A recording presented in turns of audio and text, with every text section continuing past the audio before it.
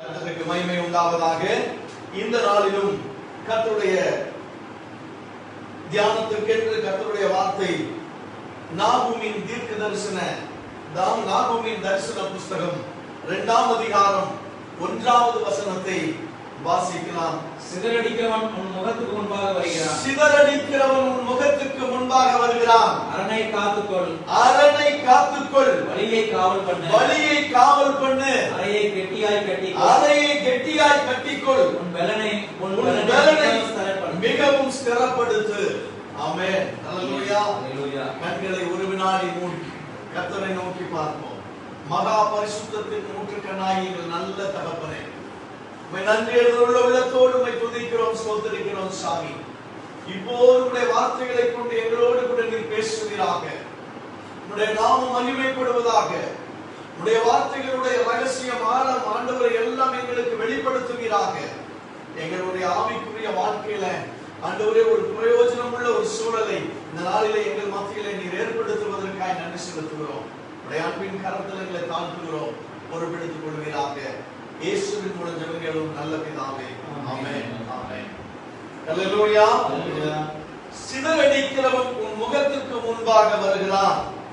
அரணை காத்துக்கொள். வழியை காவல் பண்ணு. அறையை கெட்டியாய் கட்டிக்கொள். உன் பலனை மிகவும் ஸ்திரப்படுத்து. ஆமென்.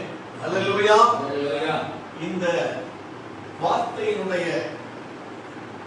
கருத்து செறிவுக்கு ஊடாக போவதற்கு முன்பாக இந்த நாகூமின் தரிசன புஸ்தகத்திலே நம் தேவனாய் நம் ஆண்டவராகிய கர்த்தருடைய கேரக்டர் சுபாவத்தை எப்படி பதிவு செய்து பரிசுத்த ஆவியானவர் நமக்கு காண்பிக்கிறார் என்பதை உங்களுக்கு நான் காட்டி கொடுத்து விட்டு அதற்கு பின்பாக செய்திக்கு நான் கடந்து போக வாஞ்சிக்கிறேன். நாகூமின் புஸ்தகத்திலே 1ஆம் அதிகாரம் 2, 6, 3 வசனங்களை நாம் வாசித்து பார்த்தோம் என்று சொன்னால், கர்த்தர் எரிச்சல் உள்ளவரும் நீதியை சரிக்கட்டுவருமான தேவன், கர்த்தர் உக்கிரம் உள்ளவர் என்று பார்க்கிறோம். அல்லேலூயா. அல்லேலூயா. மாத்திரமல்ல, அவருடைய கோபத்திற்கு முன்பாக நிற்பவன் யார்? அவருடைய உக்கிர கோபத்தை அரித்திருப்பவன் யார்? அவருடைய எரிச்சல் அக்கினியை போல இறங்கும். அல்லேலூயா. அடுத்ததாக கர்த்தர் அவருடைய அடுத்த கேரக்டர் என்ன காமிக்கிறாங்க? கர்த்தர் நீடிய சாந்தமும் மிகுந்த வல்லமை உள்ளவர் என்றும் அவர்களை ஆக்கினை இல்லாமல் தப்புவிக்க மாட்டார் என்று வாசிக்கிறோம். அல்லேலூயா. அல்லேலூயா. கர்த்தருக்கு மகிமை உண்டாவதாக. பிரியமானவர்களே, ஒரு காரியத்தை உங்களுக்கு நான் சொல்லுகிறேன். அதாவது நம் ஆண்டவர் எரிச்சல் உள்ளவர், உக்கிர கோபம் உள்ளவர். அவர் இப்படி ஒரு கேரக்டரை பார்க்கிறோம். அவர் நீடிய சாந்தம் உள்ளவர், மனமுழுக்கம் உள்ளவர், இரக்கம் உள்ளவர் என்கிறதான ஒரு இன்னொரு கேரக்டரை பார்க்கிறோம். இந்த 2 கேரக்டரும் ஆண்டவருடைய சமூகத்துல இருக்கிற அவருடைய சுபாவமாய் இருக்கிறது. அல்லேலூயா. அல்லேலூயா. அதனால்தான் தான் நேசித்தவனும் அவனோடு கூட இருந்து கர்த்தர் அவனோடு கூட இருந்தார் என்று தனக்கு பிரியமானவனான தாவீது தவறு செய்த போதும் கூட அவனுக்கே ஒரு 3 சாய்ஸ் கொடுக்கிறார். நீயே தேர்ந்தெடுத்துக்கோ என்று சொல்லி. ஆக அப்படி அவன் பிரியமானவனாக இருந்த போதிலும் அவனை தட்டி கொடுத்து தாளாட்டி தேவன் விட்டுவிடவில்லை. மாறாக அவனை மட்டாய் தண்டித்தது. எந்த கொள்ளை நோயில் 3-4 நோயில் கொள்ளை நோயில் வாதையிலே எத்தனை ஆயிரம் ஜனங்கள் மடிந்து போனார்கள் என்று பார்க்கலாம். ஆகவே இந்த நாட்களிலே வேதத்திலிருந்து ஒரு வார்த்தையை கூட்டி கழிக்கவோ, ஒரு கூட்டவோ கழிக்கவோ வகுக்கவோ எந்த ஒரு பெரிய மாமனிதர்களுக்கோ மனிதர்களுக்கோ எந்த அதிகாரமும் கொடுக்கப்படவில்லை. இதை முதலாவது நாம் புரிந்து கொள்ள வேண்டும். பழைய ஏற்பாடு அது அவர்களுக்கு, புதிய ஏற்பாடு இது இவர்களுக்கு என்று நமக்கு நாமே பிரித்து கொள்வதற்காக சத்திய வேதம் நமக்கு கொடுக்கப்படவில்லை. கர்த்தர் நமக்கு கொடுத்த வார்த்தை யாவும் எல்லாம் அதுதான் வேதம். அதுதான் உனக்கும் எனக்கும் கொடுக்கப்பட்டிருக்கிறது. இதுல இத கழிச்சுக்கோ, அதை கூட்டிக்கோ, உனக்கு பிரியமானதை எடுத்துக்கோ, உனக்கு பிரியமில்லாததை விட்டு என்பது சத்தியம் அல்ல, என்ற போதனைகள் அல்ல. இந்த நாட்களிலே பிரியமானவர்களே, ஒரு காரியத்தை நன்றாக கவனிக்க வேண்டும். வேதத்தில் பதிவு செய்திருக்கிற காரியத்துல நம்ம என்ன செய்யணும்? கர்த்தர் எரிச்சல் உள்ளவர், உக்கிர கோபம் உள்ளவர் என்கிற இந்த சாயலை, இந்த சுபாவத்தை அப்படியே மறந்துட்டோம் அல்லது மறந்துட்டோம். எதை எடுத்துக்கிறோம்? கர்த்தர் இரக்கம் உள்ளவர், உருக்கம் உள்ளவர், நீடிய சாந்தம் உள்ளவர் என்கிற காரியத்தை மாத்திரம் சொல்லுகிறோம். அல்லேலூயா, அல்லேலூயா. கர்த்தருக்கு மகிமை உண்டாவதாக. அதுவல்ல, ஒரு காரியத்தை நீங்க புரிஞ்சுக்குங்க. எரிச்சல் உள்ளவர் என்பது உண்மைதான், உக்கிர கோபம் உள்ளவர் என்பது உண்மைதான், கர்த்தர் சாந்தம் உள்ளவர் என்பது உண்மைதான், இரக்கம் உள்ளவர் என்பது உண்மைதான், உருக்கம் உள்ளவர் என்பது உண்மைதான். நேற்று ஒரு பிரசங்கத்தை கேட்டேன். அந்த பிரசங்கத்துல தேவ கோபம் என்பதே இல்லை. தேவ கோபத்தை பிரசங்கிக்கிறவன் பிரசங்கியே அல்ல. அவன் தெளிவு வர வேண்டும் என்று சொல்லி அதற்கு நான் பிரசங்கிக்கிறேன் என்று சொல்லி ஒரு பிரசங்கத்தை கேட்டேன். ஐயா, நல்ல கவனிங்க. கொஞ்ச நஞ்ச இருக்கிற தேவ பயத்தை, கர்த்தருக்கு பயப்படுகிற பயமே ஞானத்தின் ஆரம்பம். அல்லேலூயா. கர்த்தருக்கு பயப்படுகிற பயமே ஞானத்தின் ஆரம்பம். சரியா? அந்த கொஞ்ச நஞ்ச இருக்கிற பயத்தையும் இந்த பிரசங்கிகள் எல்லாம் தேவ கோபம் என்பதே இல்லை, நீ எப்படி வேணாலும் பண்ணிக்கோ, என்ன வேணாலும் பார்த்துக்கோ, ஆண்டவர் உனக்கு கிருபையை கொடுத்திருக்கிறார், அவர் இரக்கம் உள்ளவர், அவர் உருக்கம் உள்ளவர், உன்னை ஒண்ணும் பண்ண மாட்டார் அப்படின்னு சொல்லி கொஞ்ச நஞ்ச இருக்கிற பயத்தையும் இந்த பிரசங்கிகள் எல்லாம் போட்டி விட்டுட்டு நீ என்ன வேணாலும் துணிகரமான பாவங்களை செய்யன்னு சொல்லி மக்களை தூண்டி விடுற பிரசங்கங்களாக இருக்கிறது. மிகுந்த வேதனையாக இருக்கிறது. எது எப்படியோ இப்படிப்பட்ட போதனைகளுக்குள்ளாய் நாமே இது விலக்கி பாதுகாத்துக் கொள்ள வேண்டிய நேரம் இது. அதனாலதான் அதே 4 புஸ்தகத்தில் 1ஆம் அதிகாரம் 11வது வசனத்தை வாசிங்க. கர்த்தருக்கு விரோதமாக பொல்லாத நினைவு கொண்டிருக்கிற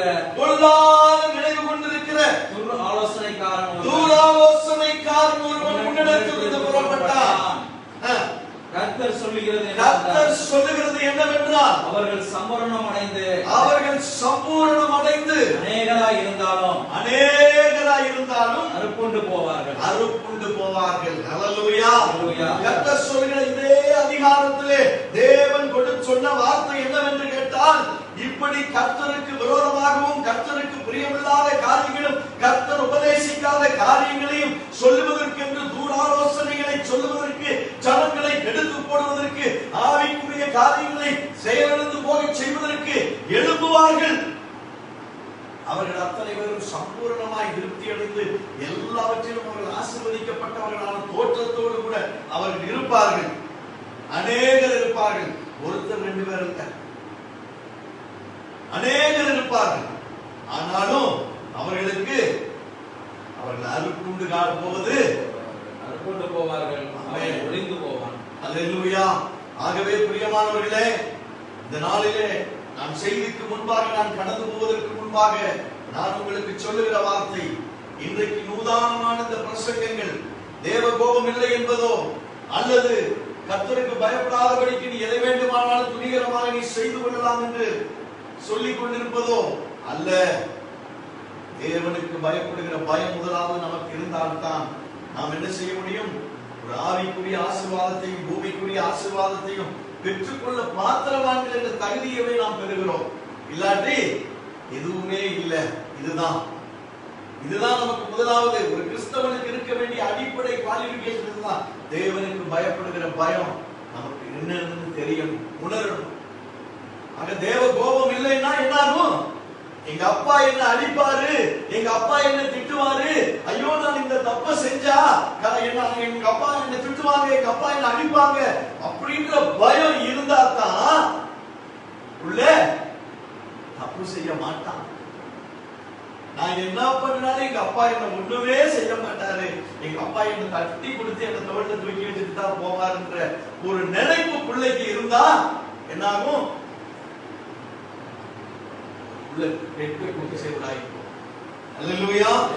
கர்த்தருக்கு மகிமை உண்டாவதாக. ஆக பிரியமானவர்களே, இன்றைக்கு நாம் எவ்வளவு ஜாக்கிரதையாக நம்முடைய ஆவிக்குரிய வாழ்க்கையை நாம் பாதுகாத்துக் கொள்ள வேண்டிய நிர்பந்தத்திலே இருக்கிறோம் என்பதை புரிந்து கொள்ளுங்கள். அதன் அடிப்படையிலே, இந்த செய்தியின் அடிப்படையிலே நாம் இன்றைக்கு கர்த்தர் நமக்கு கொடுத்த வார்த்தையை நாம் தியானிக்க போகிறோம். வாசிப்போம் மீண்டுமாக கர்த்தருடைய வார்த்தையை. சிதறடிக்கிறவன் உன் முகத்துக்கு முன்பாக வருகிறான். அரணை காத்துக்கொள், அரணை காத்துக்கொள், வழியை காவல் பண்ணு, வழியை காவல் பண்ணு, அறையை கெட்டியாய் கட்டிக்கொள், அறையை கெட்டியாய் கட்டிக்கொள், உன் பலனை மிகவும் ஸ்திரப்படுத்து, உன் பலனை மிகவும் ஸ்திரப்படுத்து. नाहूम का दूसरा अध्याय पहला वचन, सत्यानाश करने वाला तेरे विरोध चढ़ आया है, गढ़ को दृढ़ कर, मार्ग देखता हुआ चौकस रहे, अपनी कमर कस, अपना बल बढ़ रहा है. சிதறடிக்கிறவன் நமக்கு முன்பாக வருகிறான். सत्यानाश करने वाला हमारे सामने विरोध में आ रहा है. அரணை காத்துக்கொள், तुम्हारे दृढ़ को दृढ़ करो, வழியை காவல் பண்ணு, तुम्हारा चौकसी करते रहो, அறையை கெட்டியாய் கட்டிக்கொள், तुम्हारे कमर को कसो, உன் பலனை ஸ்திரப்படுத்து. तुम्हारा बल को बढ़ा रहो. சிதறடிக்கிறவன் நமக்கு முன்பாக வருகிறான். सत्यानाश करने वाला तुम्हारे सामने आ रहा है. ஆம் பிரியமானவர்களே, நம்முடைய ஆவிக்குரிய வாழ்க்கையை சிதறடிக்கிறான்.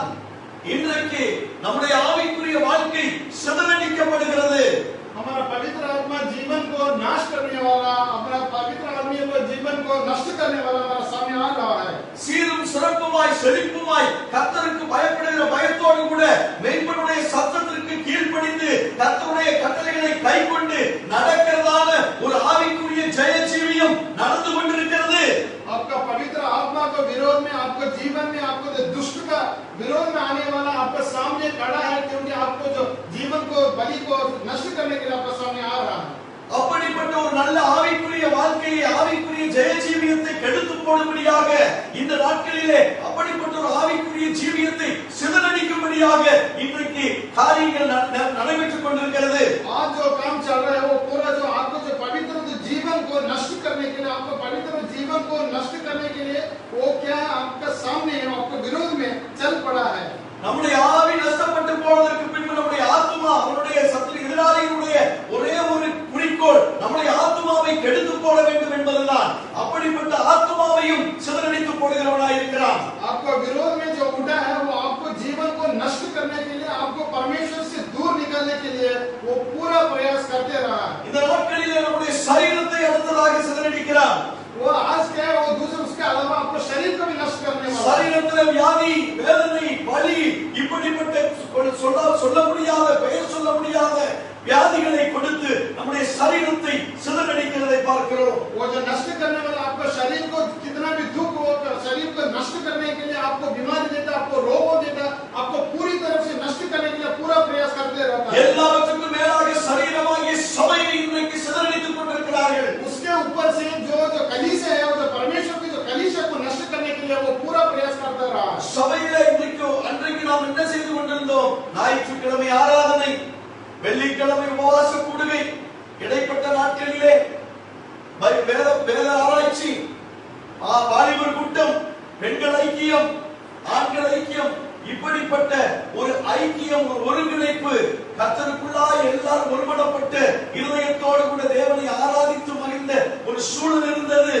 पहले क्या करते थे, संडे को प्रार्थना करते थे, संडे को मतलब कलीसिया जाते थे, उसके बाद बुधवार को उपवास प्रार्थना करते थे, उसके बाद कभी लेडीज मीटिंग है, कभी जेंट्स मीटिंग है, कभी बाइबल स्टडी है, ऐसे होता रहता है. लेकिन आज क्या चर्च जाने का वहां पे कोई हक नहीं है, क्योंकि सब ने नष्ट करने वालों को क्या करते, विरोध में सबको बंद करके रख दिया है. இன்றைக்கு சபை கூடுகை இல்லை. आज को कलीसिया में एकजुट होने के लिए वहां पे कोई संभावना नहीं है. அது மாத்திரமல்ல, சபை கூடுகை இல்லை. இருந்தாலும் இப்படிப்பட்ட டெக்னாலஜியினுடைய உதவியினாலே இன்னைக்கு என்ன செய்கிறோம்? இப்படியாய் ஆன்லைன்ல அதை இது என்று நம்ம பேசிக்கொண்டு இதை இப்படி ஒளிபரப்பிக் கொண்டிருக்கிறோம். आज क्या है, कलीसिया तो है नहीं है, लेकिन क्या ऑनलाइन में सोशल मीडिया के द्वारा से, कोई फेसबुक है, कोई क्या क्या क्या चीज है, उसके द्वारा कुछ ना कुछ परमेश्वर के वचन को बांटते रहते हैं. ஆனால் இப்போ பாவம் பரிதாபத்துக்குரிய நிலைமை என்னன்னு கேட்டா, இன்றைக்கு சபைகளாய் கூடி 10 குடும்பம் இருக்குதோ, 20 குடும்பம் இருக்குதோ, 50 குடும்பம் இருக்குதோ என்பது அல்ல. ஆனால் சபைகளாய் கூடி ஒருமித்த இருதயத்தோடு கூட இன்றைக்கு இந்த ஆன்லைன்ல ஒருவரை பார்த்து முகம் பார்த்தோ அல்லது செய்தியை கேட்டோ இன்றைக்கு ஜெபிக்கிற ஒரு அனுபவம், கூடுகிற ஒரு அனுபவம் கூட இன்றைக்கு இல்லாமல் போய் கொண்டிருக்கிறது. वो सिर्फ वो नहीं है, वो सामने घर के सामने 4-5 आदमी मिलकर प्रार्थना करने के लिए, एक साथ मिलने के लिए, फिर भी हमको ऐसे दुख का चीज है, हमको मिलने के लिए कोई मौका भी आजकल नहीं मिल रहा है. காரணம் என்ன? उसका कारण क्या है?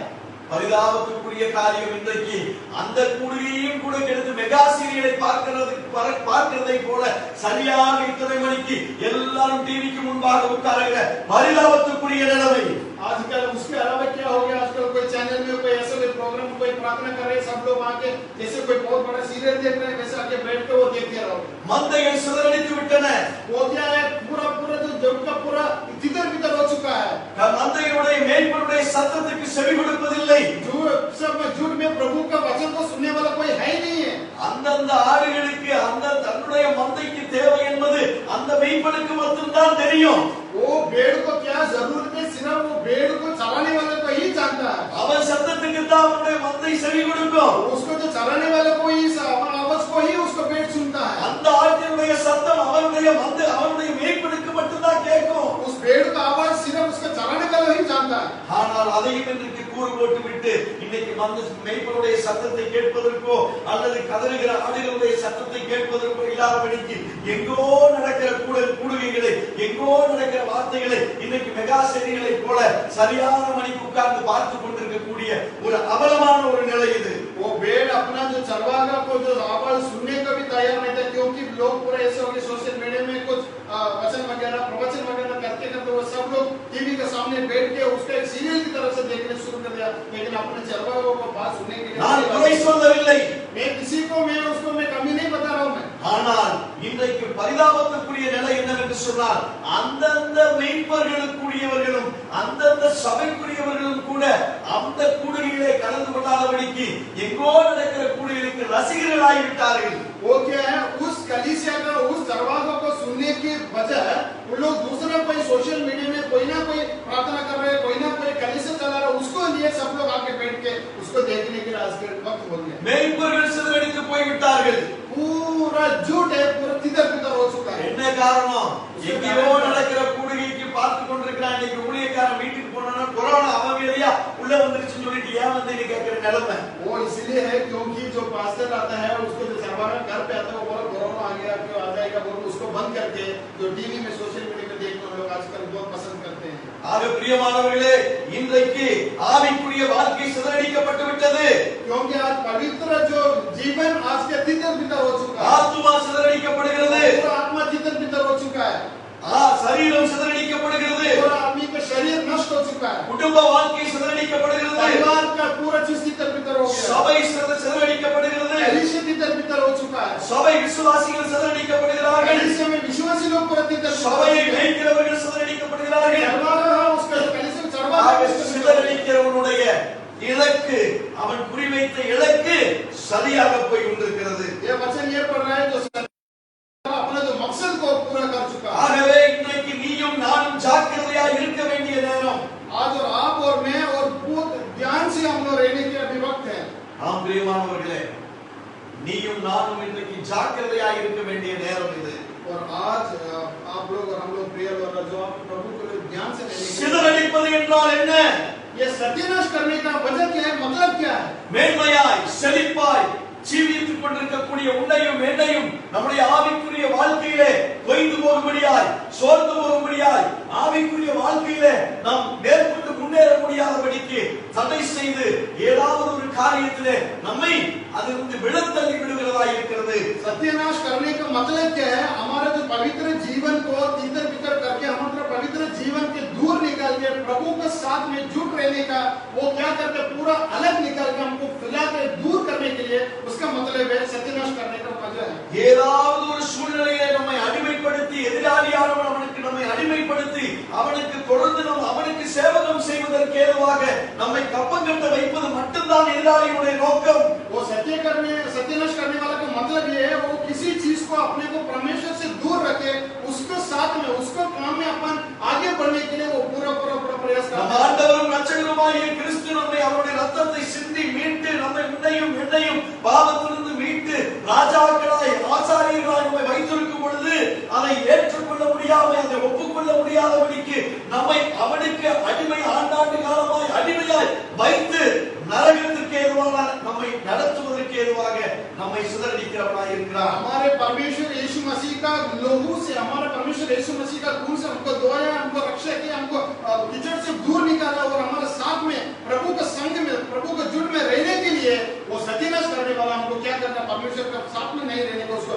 दूर निकालने के लिए वो पूरा कोशिश कर रहा है। இன்றைக்கு பயந்தவர்களும் பலவீனப்பட்டவர்களும் மாயையான உபதேசங்களுக்கு மயங்கி திரிகிறவர்களும் இன்றைக்கு போலியான ஆராதனைகளை பெரிய ஒரு அங்குதான் ஆண்டவர் அபிஷேகத்தில் இறங்குகிறார் என்று சொல்லி ஏமாந்து போய் நிற்கிறவர்களும் தீர்க்க தரிசனம் என்ற போர்வையிலே குறி சொல்லுகிறவர்களுக்கு மத்தியிலே நின்று தங்களை தாங்களே கெடுத்துக் கொள்கிறவர்களாய் இன்றைக்கு சூழ்நிலையிலே சிதறடித்துக் கொண்டிருக்கிறோம். जो बल वाला है और जो दुर्बल लोग क्या करते हैं, वो क्या है, प्रभु के अंदर के झुकना नहीं चाहते, लेकिन बल्कि ऐसे कोई जो कोई भी जो आदमी जो वचन प्रवक्ता करते हैं, जो प्रवचन करते हैं, वो सचमुच में प्रभु का आदमी है, वो नहीं है, वो मालूम नहीं है, लेकिन वो प्रवक्ता जो भी बोलता है उसके हिसाब से करने के लिए लोग अपने सर्वलोक को भूलकर उसके सामने जाकर बैठना शुरू कर देते हैं। சாதாரணமாக இன்றைக்கு போகிற இடங்களில் எல்லாம் சத்தியத்தை சுவிசேஷத்தை சொல்லலாம் என்று சொல்ல மாய ஆரம்பிக்கும் பொழுது என்ன சொல்கிறான், எதிரே உட்கார்ந்து இருக்கிறவன் பாருங்க, பெரிய ஊழியக்காரங்க அவங்க அன்னைக்கு சொன்னாங்க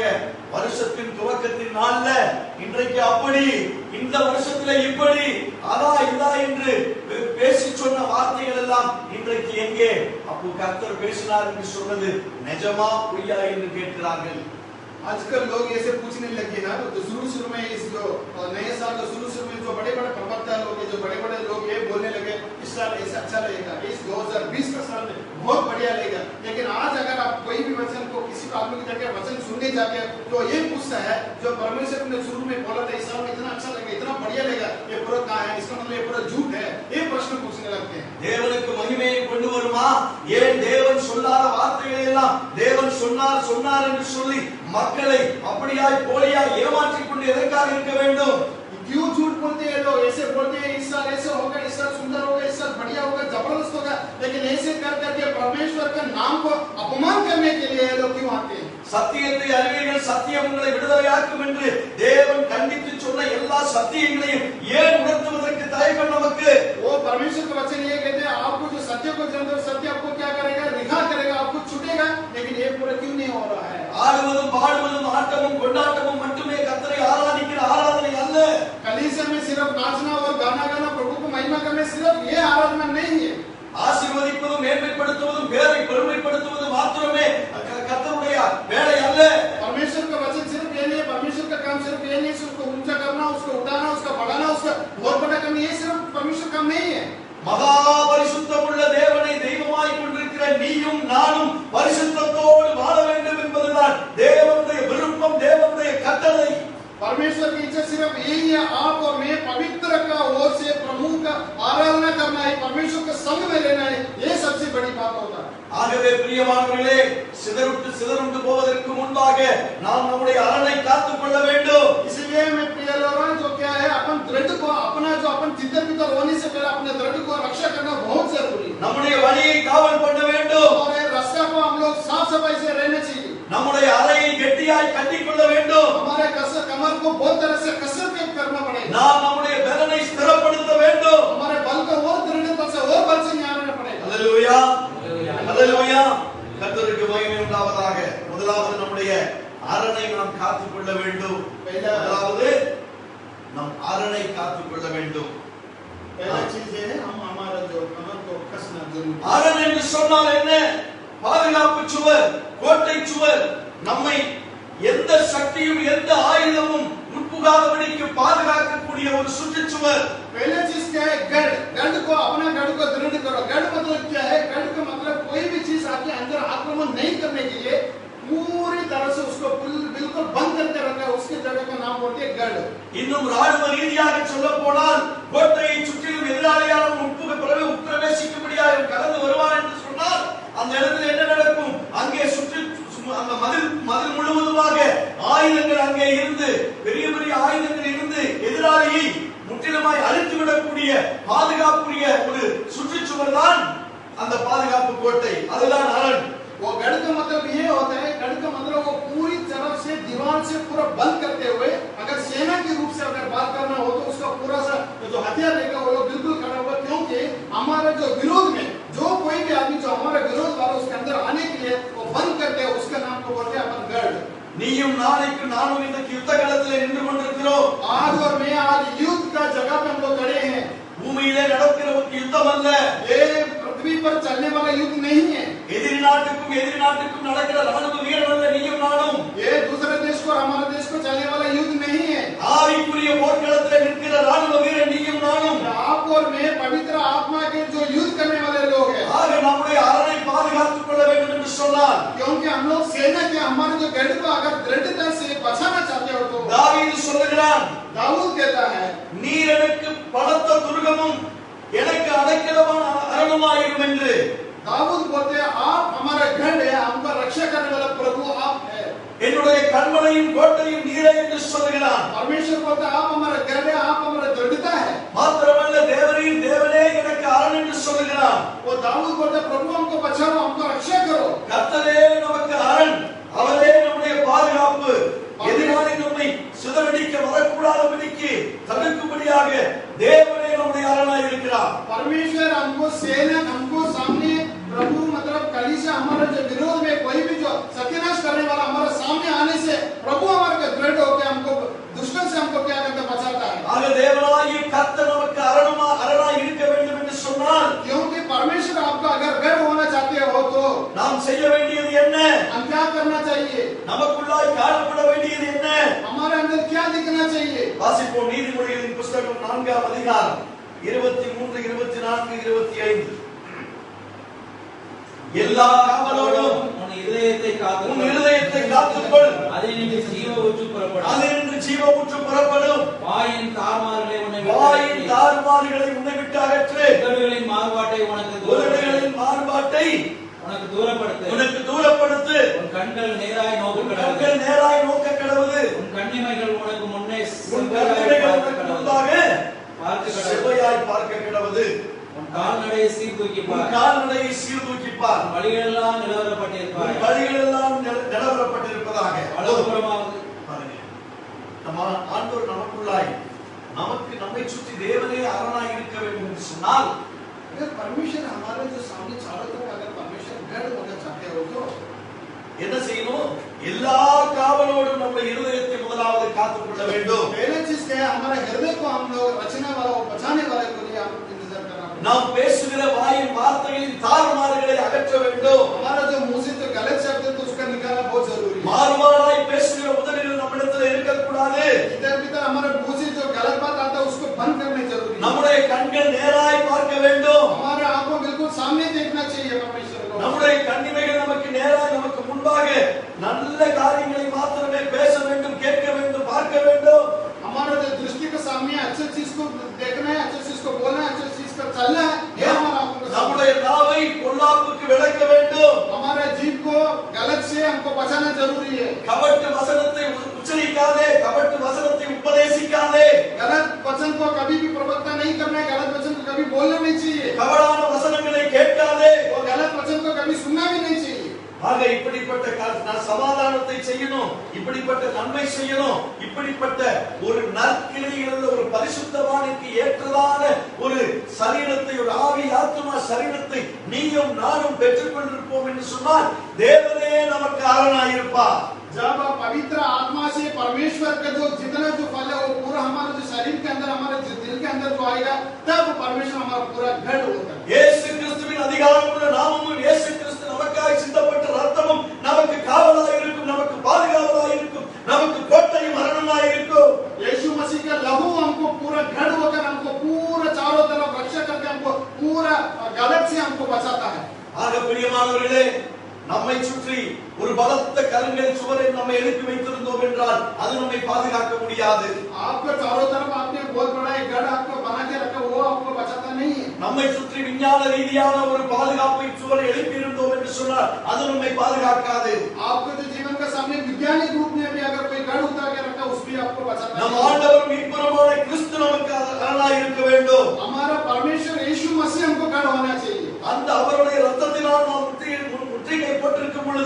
தந்து பாதுகாப்பாய் நம்மை பாதுகாக்கும். वो परमेश्वर का लहू हमको गढ़ होके हमको पूरा चीजों से हमको बचाता है। இரண்டாவதாக दूसरा चीज நம்முடைய வழியை காவல் பண்ண வேண்டும். हमारा जो रास्तों को हम लोग साफ सफाई से வழியை காவல் பண்ண வேண்டும் என்று சொன்னால் என்ன?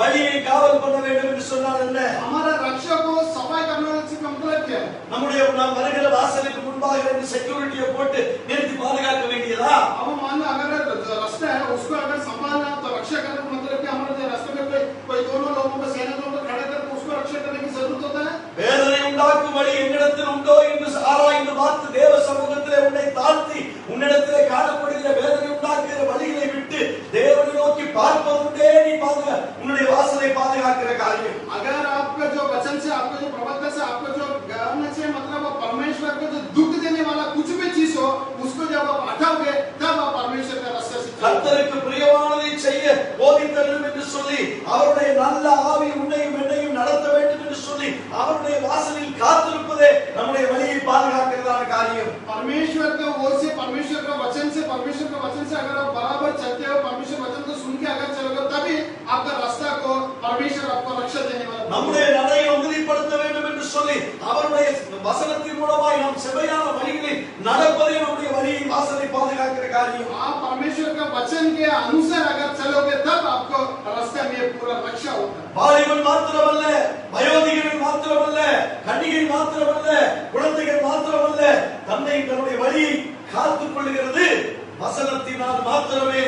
सिर्फ जवान नहीं है, सिर्फ बुढ़ा नहीं है, सिर्फ बच्चा नहीं है, कोई बड़ा नहीं है, कोई भी हो जो आदमी जो अपना जो रक्षा अगर करना हो तो प्रभु का वचन को जो आदमी सुनता है वही रक्षा करता है। ஆக பிரியமானவர்களே, நம்முடைய நாம் செவையான வழியிலே கர்த்தருக்கு பிரியமான காரியத்தை செய்யும் பொழுது அவருடைய வழியில் நடக்கும் போது அவரே நம்முடைய வழியை காவல் பண்ணுகிறவராய் இருக்கிறார். अगर हम अच्छी रूप से अपन परमेश्वर के साथ चलोगे तब परमेश्वर हमको रास्ता को साफ सफाई से बढ़िया करते हैं। முன்பக்கத்தில் 1000 பேர் உன் வலதுபுறத்தில் 14000 விழுந்தாலும் அது உன்னை அணுகாதபடிக்கு தேவன் உன்னை பாதுகாப்பார். परमेश्वर का वचन ये कहते हैं तुम्हारे दाहिने तरफ 1000 लोग गिरे तेरे बाएं तरफ में 12000 लोग गिरे 10000 लोग गिरे लेकिन आपको कोई हानि नहीं होगा। ஆக பிரியமானவர்களே, தேவன் மாத்திரமே நமக்கு அரணாய் இருக்க முடியும். वो मेरे प्रिय दादा प्रभु हमारा गढ़ हो सकता है, उसके अलावा कोई भी हमको गढ़ नहीं। தேவனுடைய வார்த்தைகளை கொண்டு மாத்திரமே நம்முடைய வழியை பாதுகாத்துக் கொள்ள முடியும். सिर्फ परमेश्वर का वचन की ओर से हम हमारे जो रास्ता को साफ नहीं कर सकते। மூன்றாவதாக அறையை கெட்டியாய் கட்டிக் கொள்ள வேண்டும். तीसरा चीज है अपन को कमर को कस करना है। அறை என்று சொன்னால் என்ன? कमर का मतलब क्या है? பெல்ட். அறை என்று சொன்னால் என்ன? நம் இடுப்பை சுற்றி கட்டிக் கொள்ளுவது. ये कमर का मतलब क्या है? यहाँ पे एक बेल्ट लगाते हैं। சாதாரணமாக சகோதரனே சகோதரியே, நீயும் நானும் நம்முடைய இடுப்பை சுற்றி கட்டிக் கொள்ளுகிற பெல்ட் எதற்கு? वो देखो आप लोग अपन एक बेल्ट बांधते हो, किस बात के लिए अपन बेल्ट बांधते हैं अपने जो कमर में? நம்முடைய இடுப்புக்கு நம்ம பேண்ட் கீழே இறங்கி போயிடக்கூடாதுன்னு நம்ம கட்டி இறுக்கி கட்டி வைக்கிறோம். वो कमर इसलिए रखते हैं क्योंकि अपना पैंट नीचे गिर नहीं जाए। ஆனால் लेकिन இங்கே சொல்லப்பட்டிருக்கிற அறை என்பது लेकिन यहाँ पे जो लिखा हुआ जो कसर அந்த இடுப்பிலே கட்டிக் கொள்ளுகிற கச்சையிலே जो यहाँ पे कमर में जो कसने वाला जो कसर है ஆயுதங்களை வைக்க பயன்படுத்துகிறது. उस कमर में जो कसर उसका मतलब ये है वहाँ पे आपने मतलब कुछ हथियार रखने के लिए वहाँ पे एक जगह है। வில்லும் வாளும் அம்பரா துணிகளும் அந்த இடை கச்சையிலே கட்டப்பட்டு சொருகப்பட்டு அங்கே வைக்கப்பட்டிருக்கும் ராணுவ வீரன் அதை உடுத்திக் கொண்டு வெளியே போவான் என்று சொன்னால் அதை கொண்டுதான் நம்ம யுத்தகலத்தை சந்திப்பதற்கு ஏதுவாக இருக்கும்.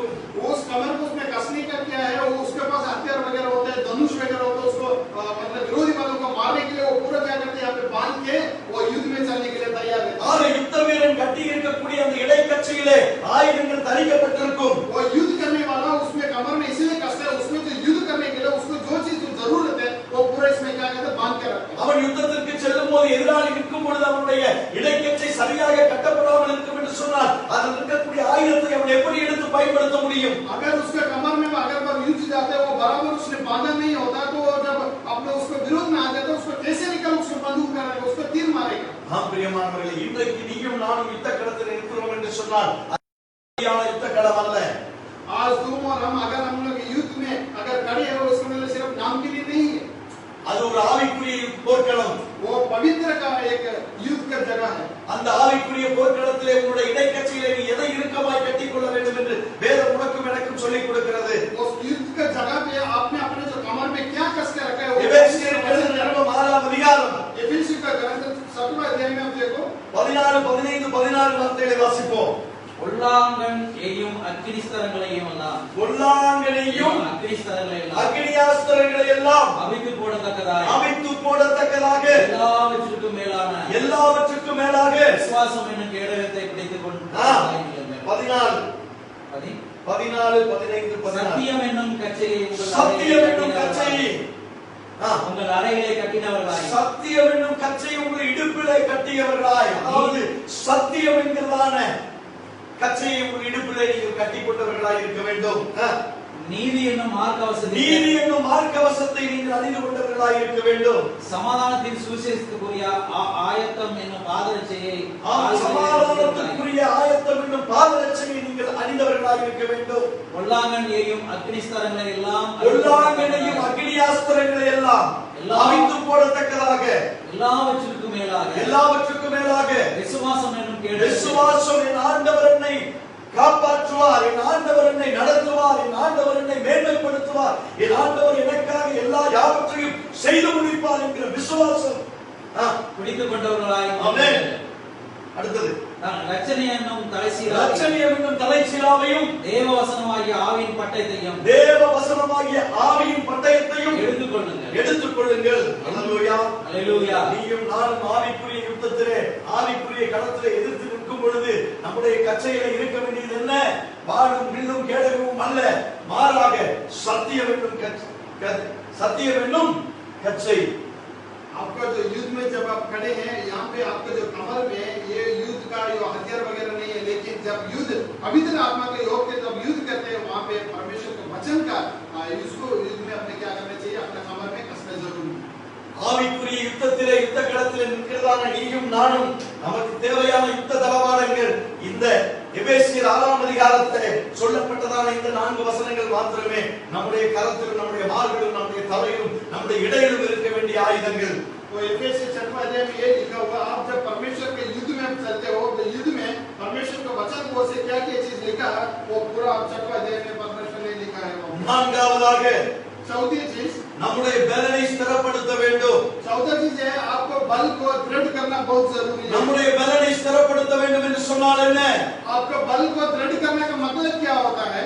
காலையில எழுந்து நல்ல நோய் எதிர்ப்பு சக்திக்கு இருக்கிற ஊட்ட சக்தியை பாதம், பிஸ்தா, முந்திரி இதையெல்லாம் சாப்பிட்டு நல்ல பாடி கட்டுமஸ்தான உடம்பை வைத்துக் கொண்டு நான் பலசாலி என்று சொல்ல முடியுமா?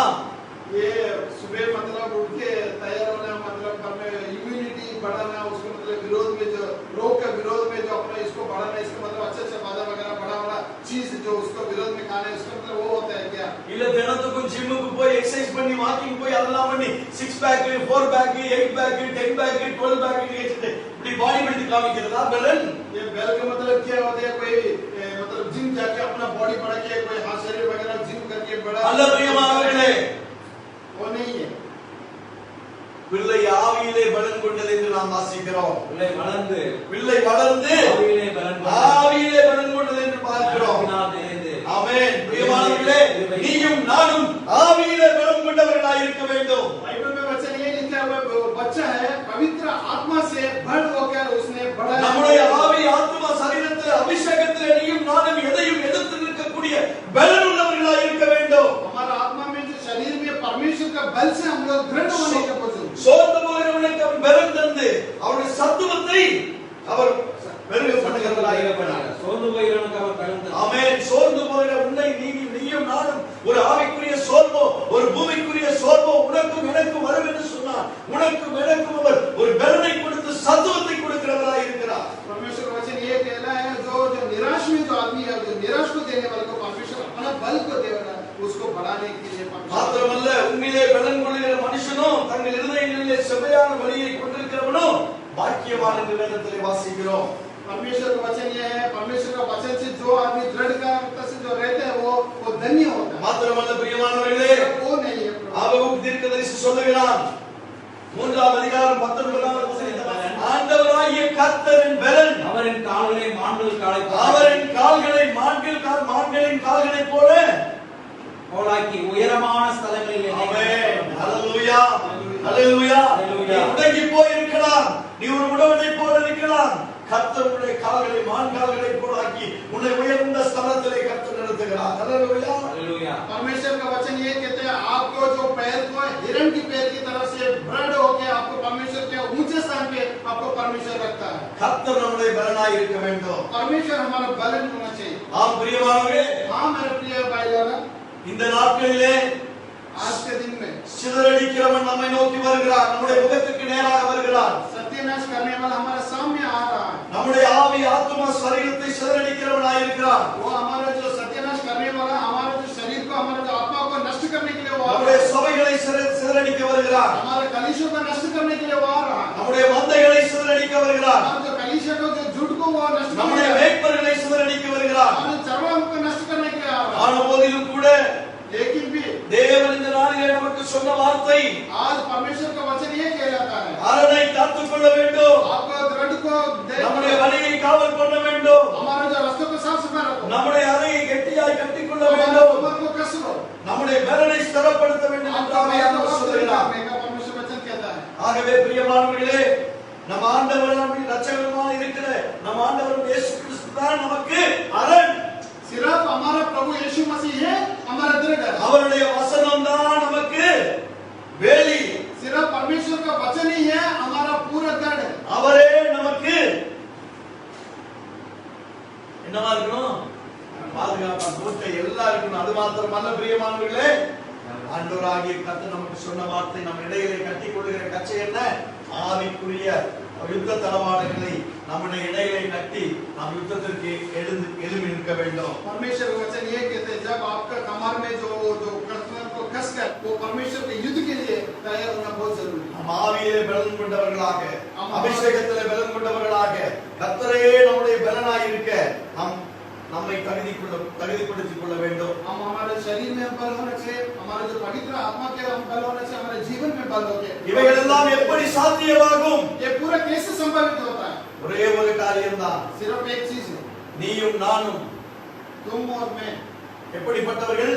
कैसे लोग हैं हम लोग? தேவனுடைய ஆலயமாய் இருக்கிறோம். हम लोग परमेश्वर के कलीसिया हैं। நீயும் நானும் நம்முடைய சரீரம் தேவனுடைய ஆலயமாய் இருக்கிறபடினாலே परमेश्वर का वचन कहते हैं आपको जो शरीर हो प्रभु का यीशु தேவன் मसीह தங்கி வாசம் பண்ணுவதற்கு ஏதுவாக நம்முடைய ஆவி ஆத்துமா சரீரத்தை நீ பலப்படுத்த வேண்டும். परमेश्वर हमारा जो शरीर में हमारे जो दिल में हमारे जो मंदिर में रहने के लिए बसने के लिए हम हमारे दिल को और भल होने से करना உடைய चाहिए। ஆவிக்குரிய வாழ்க்கையை சீர்படுத்த வேண்டும். आपको जो पवित्र आत्मा को जो जीवन को आप लोग और साफ सफाई रखना जरूरी है। கர்த்தருடைய வசனத்தை கைக்கொள்ள வேண்டும். परमेश्वर का वचन को और ज्यादा लेना चाहिए। அப்போது கர்த்தரே உனக்கு அரணாய் இருப்பார். तब आपको परमेश्वर आपको गढ़ होगा, கர்த்தரே உனக்கு வழியாய் இருப்பார். तब परमेश्वर आपको जो रास्ता होता है, கர்த்தரே உனக்கு கச்சையிலே இருக்கக்கூடிய ஆயுதமாய் இருப்பார். तो तब परमेश्वर आपको कमर में रहने वाला கர்த்தரே உனக்கு பலனாய் இருப்பார். परमेश्वर आपका युद्ध का चलाने वाले होता है। அந்த சூழ்நிலையிலே சிதறடிக்கிறவன் எந்த ரூபத்திலே எந்த வியூகம் அவனை அமைத்து நமக்கு எதிராளி வந்தாலும் उस समय कोई भी नष्ट करने वाला हमारे सामने हमारे विरोध में आएगा तो भी நம்மை மேற்கொள்ளவே